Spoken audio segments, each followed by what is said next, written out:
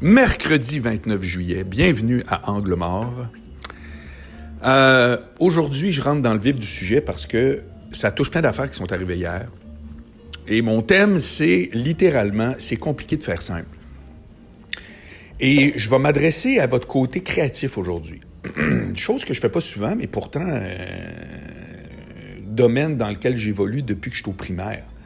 Je veux dire, moi, les premières interventions, je dirais, en termes là, de... Comment je dirais ça?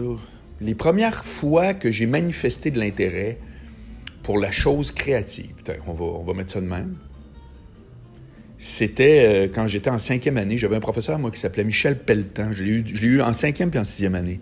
2 années de suite, à l'école Guillaume-Mathieu à Charlesbourg. Et c'est un Français. J'en garde un excellent souvenir. Il était vraiment super. Assez bourru, là, tu sais, vraiment cool. Et il organisait, lui, une période d'expression. Il appelait ça expression. C'était chaque vendredi après-midi quand on revenait de la récréation. Bref, on finissait la semaine avec ça. Puis il avait fait ça les 2 années, je pense, me semble. Et il m'avait mis en charge, à un moment donné, même d'orchestrer ça, etc. Puis cette période-là, c'était le temps pour ceux qui voulaient, c'était totalement volontaire, de faire des sketchs devant la classe, de faire n'importe quoi. Fallait faire de quoi, mais devant la classe. Fait qu'évidemment, t'avais tout le temps les mêmes, moi inclus, qui chaque semaine faisaient des trucs. Puis, puis t'avais aussi l'autre gang, comme tout le temps. Tu sais, je veux dire, on est tous qui on est depuis très longtemps, là. C'est comme... on change pas tant, bref. Ça fait que t'avais toute une autre gang qui, elle, était tout le temps spectateur-spectatrice, puis t'avais le même pogné, je dirais, une minorité, qui était tout le temps là en train d'être en trouble. Moi, je faisais partie de cette gang-là, vous en doutez un peu. Puis j'ai un souvenir une fois où j'avais fait un sketch. Je vous compte pas les détails parce que c'est des affaires quand t'es enfant, là, tu sais, mais je me souviens je revois Michel qui pleurait. Le prof, il braillait, là, tu sais. Ça devait être drôle en tabarouette parce que un adulte, il trouvait pas juste ça cute, là. Il en revenait juste pas, là, tu sais. Puis c'était comme si... en tout cas... c'était n'importe quoi. Mais c'est très drôle. Fait que ça a commencé au primaire. Puis là, après ça, au secondaire, si vous me suivez depuis un bout, je vous ai parlé de Michel Gagné, mon ami qui fait du cinéma aux États-Unis, qui fait des effets spéciaux, etc. Puis lui, j'ai fait des films avec lui en secondaire 3, quand je l'ai connu. Alors moi, j'étais chum avec j'avais connu son frère Alain en secondaire 3, Albert Ouellette. Puis en commençant à aller chez Alain, à l'âge où on vit chez nos parents, j'ai rencontré Michel. Puis Michel, c'est un triple de cinéma. Puis je suis devenu ben chum avec Michel. Puis là, on faisait des films en Super 8. Là, c'était des cassettes qu'on achetait dans une caméra Super 8. Puis on a fait 3 films, je pense. Là, Massacre sanglant, Esti d'extraterrestres. Puis, je sais pas trop. Puis après ça, on est tombé dans les cassettes VHS. Moi, c'est tout quand j'étais au secondaire, moi, cette espèce d'évolution-là, effrénée. Puis là, j'ai pas acheté une caméra, mais je l'empruntais, je me souviens plus trop à qui. Puis là, on faisait d'autres films, mais là, en vidéo. Puis, ça fait qu'on a fait comme 2-3 films en Super 8, puis 1 ou 2 films en VHS. Là, je vous parle, on est entre secondaire 3 et secondaire 5, à peu près. Ma mère a trouvé ça drôle aussi. Ça fait que, bref, tu sais, d'agir là avec un côté artiste, on va appeler ça, mais je préfère le mot créatif. Vous savez, mon débat concernant c'est quoi un artiste, puis qu'est-ce qui n'est pas un artiste, puis qui se croit un artiste. Donc, je préfère dire créatif. Donc, tout le monde peut l'être. C'est pas tout le monde qui l'est, mais tout le monde peut l'être. Et ça date de loin. Puis, dans le processus créatif, j'ai appris une affaire pour laquelle je suis encore victime, même si je suis convaincu du principe. C'est que quand on cherche une solution, elle est toujours plus proche qu'on pense. Quand on est en mode de comment je pourrais régler ce problème-là, comment je peux optimiser telle affaire, comment je peux mettre mon projet, toutes les questions qui font qu'on ne va pas de l'avant ou qu'on a l'impression qu'on s'enlise, que la roue tourne dans la boîte ou peu importe. Dans le domaine créatif, c'est large, là. Mais où il faut avoir une idée originale pour régler un problème. Là. Tu sais, je m'adresse autant à un programmeur informatique qu'à un peintre. La solution est presque toujours plus proche de nous que loin. Tout le temps. On est tout le temps en train d'essayer de trouver quelque chose aux alentours, etc. Puis là, je vais vous l'illustrer, là. C'est pour ça que je dis que c'est compliqué de faire simple. Moi, mon problème actuellement avec... Bon, je vous ai parlé comment je lance un podcast, puis comment je lance un projet. Moi, je fais partie de l'école qui dit « tu le fais, puis tu le corriges en cours de route ». Alors qu'il y a une école qui dit « tu le lances juste quand c'est le plus près possible ». Alors, évidemment, il part des exagérations des deux bords. Moi, je l'ai vécu. Rappelez-vous, j'avais commencé à faire podcast vidéo live sur Facebook. J'ai fait juste 2 épisodes en me disant c'est bien trop cheap. Je filme ça avec mon iPad, c'est épouvantable. Je peux pas faire ça. Faut que je... Alors là, après ça, GoPro Max. Tu sais, le podcast que vous écoutez, je me suis dit qu'est-ce qui techniquement est le plus simple qui va me permettre de le faire de façon quotidienne? Parce que la plupart des podcasts sont hebdomadaires et avec des invités. Ben, j'ai fait, je vais jaser dans un micro. Il s'est avéré que l'application dictaphone dans iPhone est super bonne. C'est celle que je prends, que vous écoutez actuellement. Personne m'a jamais dit « Ah, le son est pas bon, c'est cheap ton affaire. » Personne. Parfait, on part. Ça veut dire quoi? Ouvre le téléphone, ouvre le téléphone, jase, mets ça sur Balado Québec. Balado Québec l'envoie à ses plateformes où vous l'écoutez. Alors, donc, c'était super simple. J'ai toujours travaillé de même. Et mon problème actuellement, il y en a plusieurs, là, dans le sens que je mets de plus en plus d'heures à faire la promo, à essayer de trouver. Comme là, je cherche à vendre les vidéos que je fais dans mon Patreon chaque semaine. Je veux les vendre à l'unité, selon les thèmes. Comment vaincre la timidité, casser la glace, première entrevue pour un emploi, tu sais. Tout ça sur quoi je sais que j'ai une expertise, puis que j'aime jaser de ça, puis voir que le monde pogne un truc, puis ça les aide vraiment. Donc, dans mon Patreon, je fais ça, mais je veux les vendre aussi à l'unité. Ça fait que là, je suis en mode recherche. C'est quoi la bonne plateforme? Au début, je pensais qu'il y avait Vimeo, à peu près seulement Vimeo, qui permettait d'avoir un kit qui fait en sorte que, tu peux acheter des vidéos à l'unité, puis là, la transaction, telle affaire s'occupe de tout, puis c'est bon. Mais là, plus je creuse, plus il y en a. Je veux dire, il y en a en France, il y en a aux États-Unis. Là, tu fais, OK, lequel je vais prendre? Fait que c'est du temps. Mais sauf qu'une fois que tes outils sont installés, après, tu t'en occupes plus, tu fais juste le nourrir, tu mets du contenu. Fait que, c'est comme, à quelque part, ça vaut la peine que je mette ce temps-là. Actuellement, c'est ça que je fais dans la vie le plus, t'sais. Ça fait que, ce qui me manque actuellement, qui est vraiment l'étape que je sais depuis un bout de temps, c'est un marcbollard.com 100% renouvelé qui fait une offre de ce que j'ai comme podcast, que ce que j'ai comme consultation, de ce que j'offre. Parce que mon site actuel, il n'est pas pantoute avec l'offre que j'ai renouvelée depuis les derniers mois, où est-ce que j'ai 3 podcasts, j'ai mes livres en PDF. C'est que, tu sais, vous écoutez ça actuellement, peut-être que vous n'avez jamais vu Discussion avec un expert. Peut-être que vous ne savez même pas que j'ai un Patreon, ou peu importe.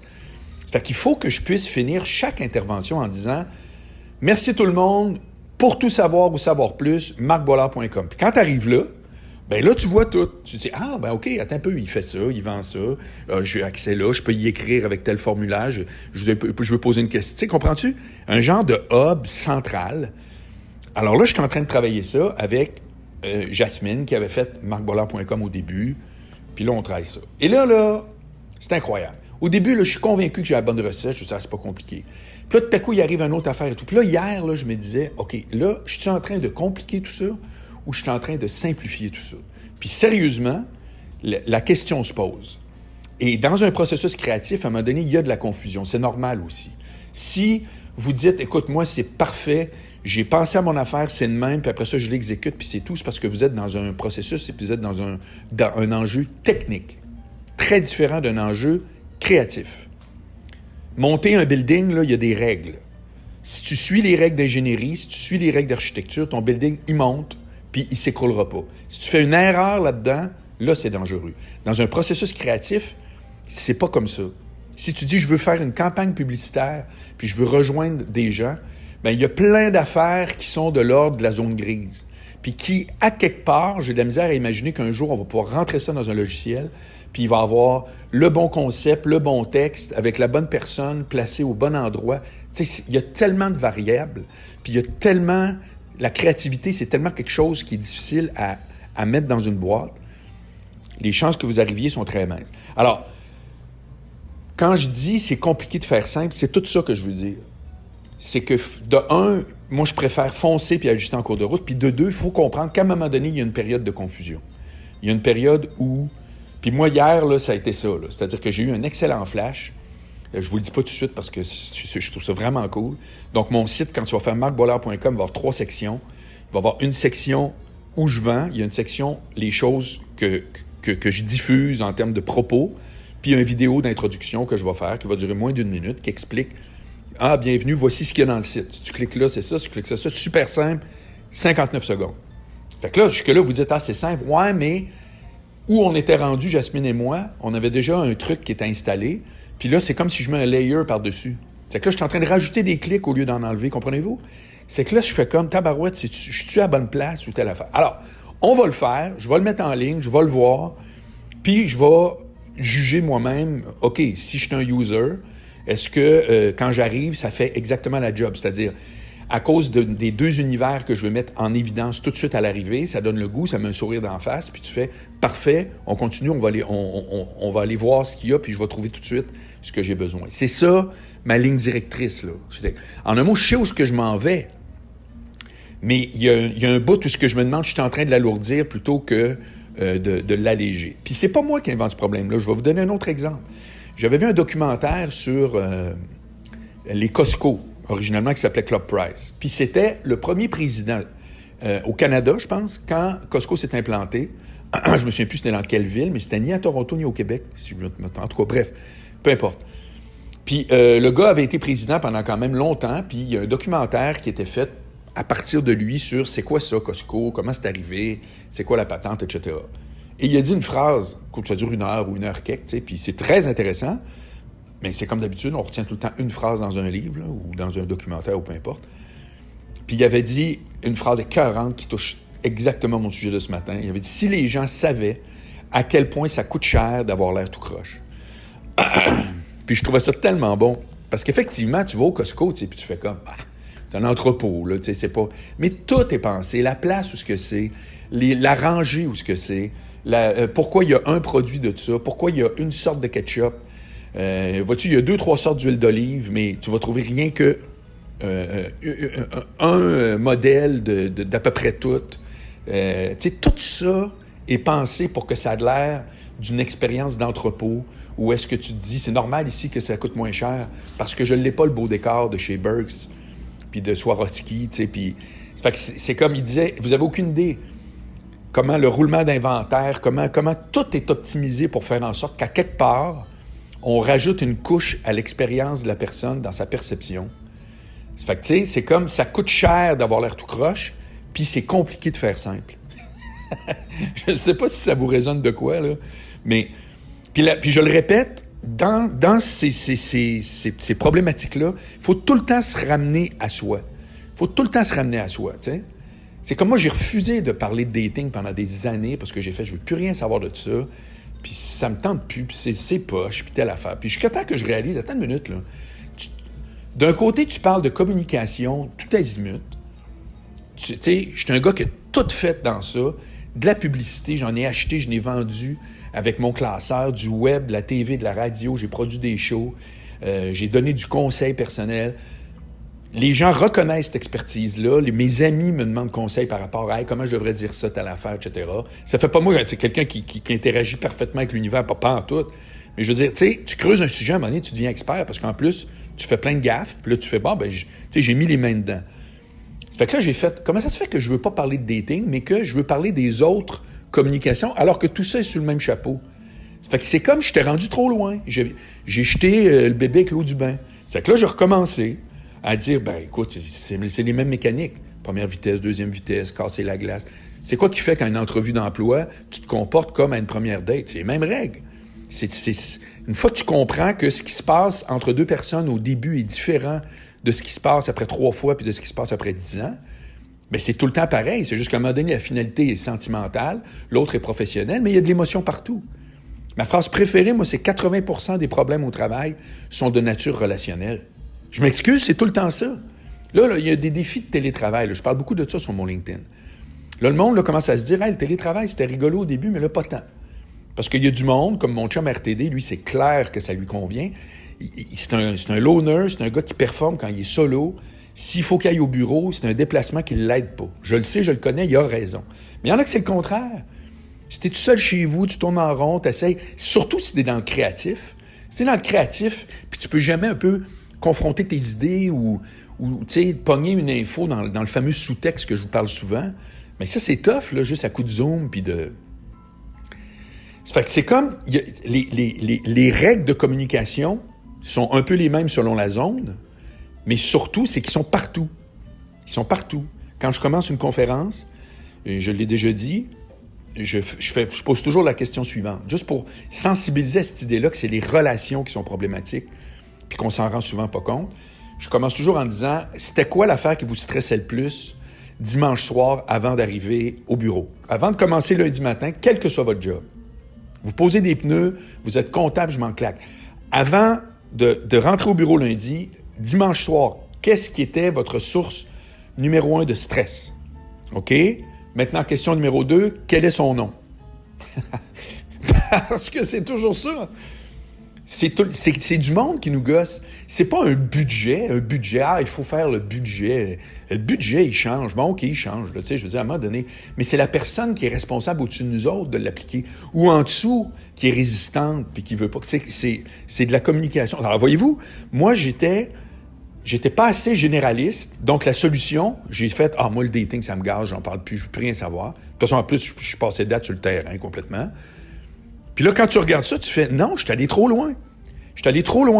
Je peux reformater tout ça, donc de rester proche de mes intérêts, proche de ce que moi me branche, où je considère que j'ai un vrai talent, une vraie expertise, que les gens reconnaissent, que le monde veut. J'ai pas à rentrer ça dans la gorge du monde. Ça fait que là, tu fais comme, OK, il faut que je rapproche mon contenu de qui je suis, mais peut-être qu'il y a besoin d'être repackagé. C'est ça l'affaire. Moi, là, je me suis lancé dans les podcasts en me disant, ouais, let's go, on a le temps, là, il faut qu'on renouvelle l'offre, etc. Go. 1, 2, 3. Un qui est très, très, très business, discussion avec un expert. Un qui est très relation interpersonnelle, mon Patreon, qui est chef Boilardi, que j'utilise le nom oui et non, là. Puis, angle mort, c'est actualité personnelle à mort, etc. Ça, c'est, tu sais... Ça fait que tu fais, OK, maintenant, de tout ça, ça prend un élément qui les réunit. Donc, c'est une mise en marché différente. Parce que ça n'a pas de sens que je sois tout le temps en train... Le défi actuellement là, que j'ai, là, c'est un défi que ce que je fais, il faut que ça se sache. Sérieux, je m'excuse, mais moi, livrer du contenu, là, zéro défi, là. Je te dis pas du contenu avec un grand C majuscule, mon Dieu, quel être brillant. Je te dis juste que c'est pas un défi pour moi, tous les jours, de livrer du stock en jasant. Zéro. Ce bout-là, moi, ça, je l'ai naturel. Bon, ben, tu fais, c'est ta force. Ma faiblesse, c'est, je suis seul au combat, je suis pas porté par un média, je suis porté par rien. Il faut qu'à quelque part, je brasse la soupe comme je fais là, puis croyez-moi, j'en brasse, pour arriver à faire en sorte que quelqu'un qui découvre un bout de Marc Boilard découvre tout le reste. Donc, un site qui unifie tout ça, que à la fin de chaque intervention, n'importe où, marcboilard.com, tu arrives là, tu vois l'ensemble de l'œuvre.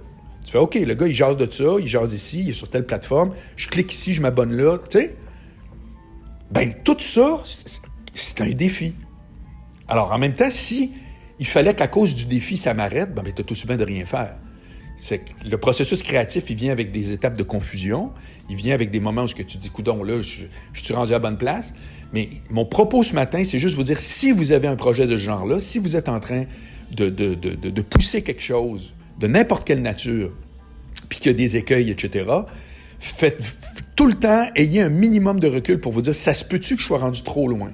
Ça se peut-tu que ce projet-là, le bateau a dérivé un peu, là, puis c'est pour ça que c'est compliqué. Parce que si je le ramène tranquillos, puis que je fais juste faire un couloir direct entre ce que je veux dire, ce que je veux proposer, que ce soit un objet, une sculpture, je m'en fous, puis le monde que c'est supposé intéresser, ça se peut-tu que je sois rendu juste trop loin? Alors, on peut confondre les obstacles avec, mettons, soit un manque de motivation, etc. Mais je reviens à ce que je vous ai dit récemment. Ça n'existe pas quelqu'un qui ne sait pas ce qu'il veut. Ça n'existe pas. Tout le monde sait ce qu'il veut. Tu sais ce que tu veux, mais il y a quelque chose à quelque part qui te fait dire non parce que tu es déjà rendu trop loin. Puis tu te dis, ouais, mais là, ça, puis ça n'arrivera pas, puis telle affaire. Je le sais, je te demande, je suis pas cave. On passe tous par ces processus-là. Tout le monde. Combien de fois j'ai pas fait de projet en me disant « Ouais, non, mais ça servira à rien. » Ben, j'ai juste pris du retard parce que si tu le fais et tu persistes le moindrement, à un moment donné, whoop, il y a des affaires qui s'ouvrent.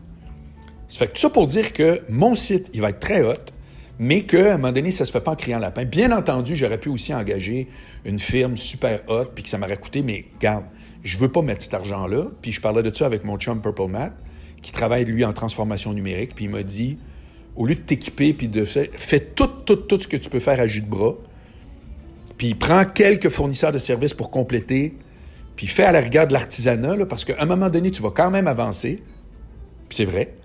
Puis tout ça est toujours optimisable quand les revenus sont au rendez-vous.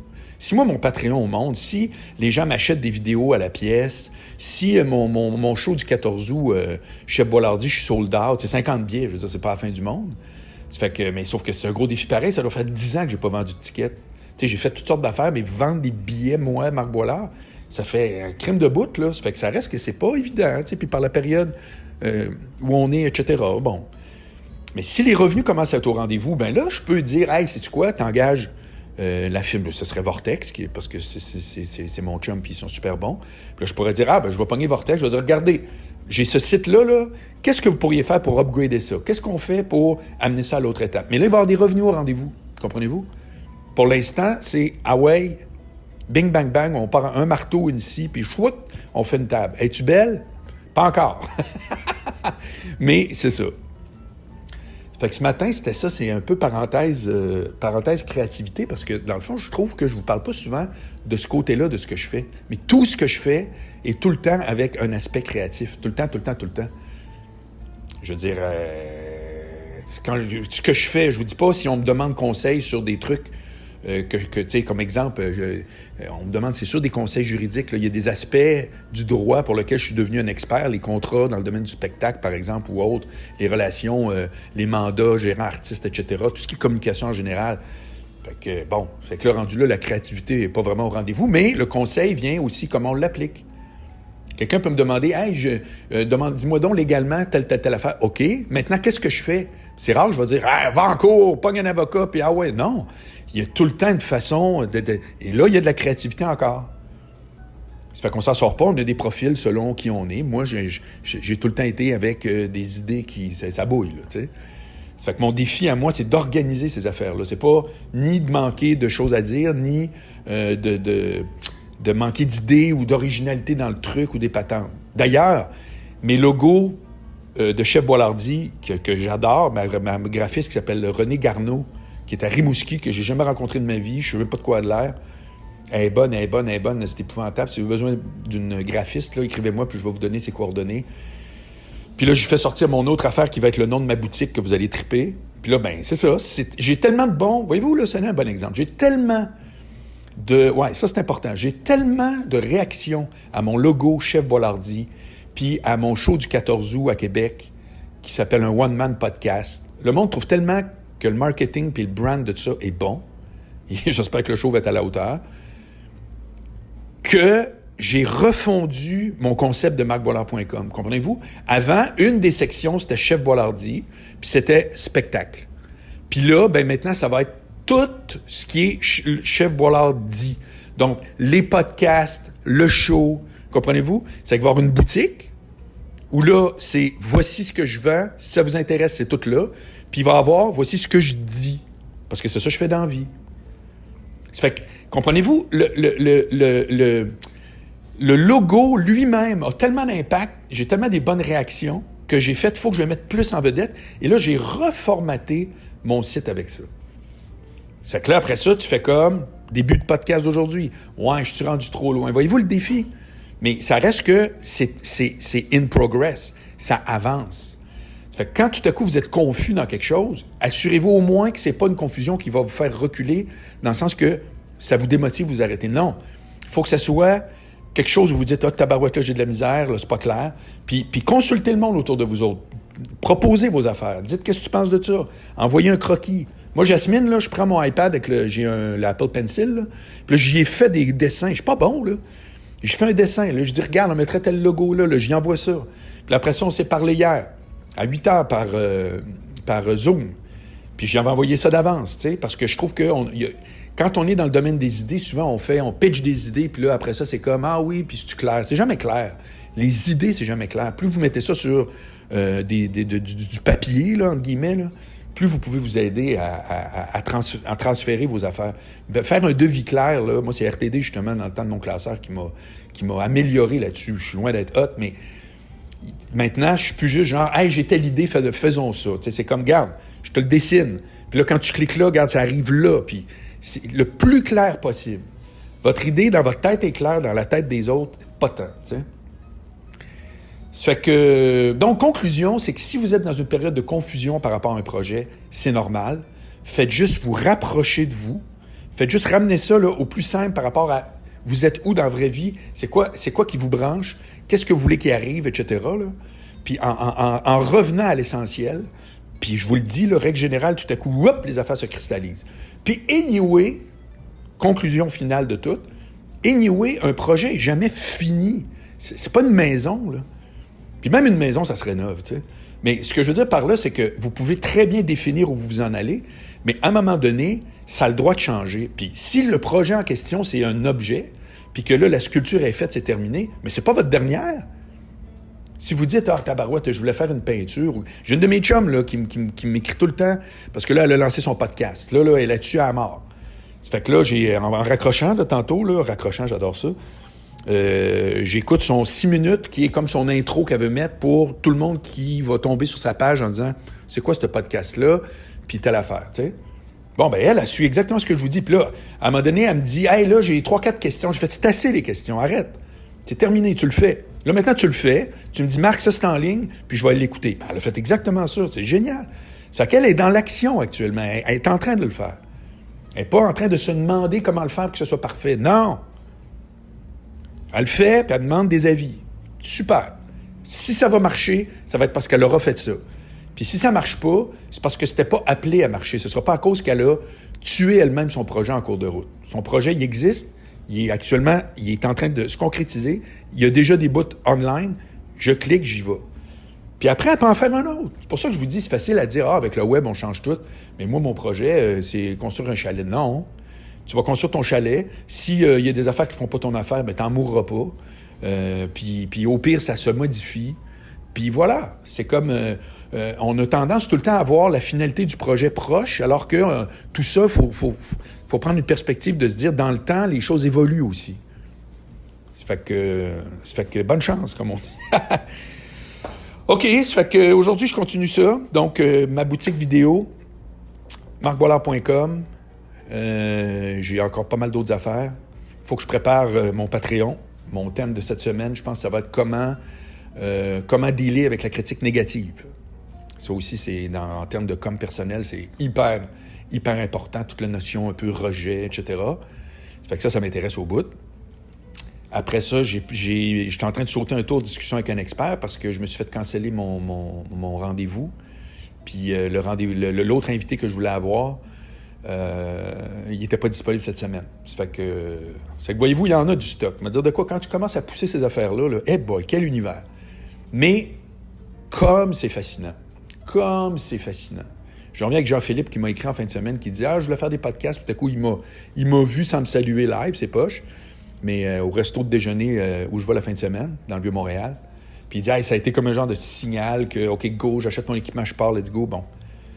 Ben, en tout cas, moi, quand je vous parle de ça, là, des sujets comme aujourd'hui, là, vous aurez compris que mon sous-texte à moi, c'est vraiment de vous donner le goût. Parce qu'il y a trop de monde qui se bloque en disant « Ouais, je devrais-tu. » Il n'y a pas de « devrais-tu ». Tu le fais, puis tu l'ajustes. C'est tout, point barre.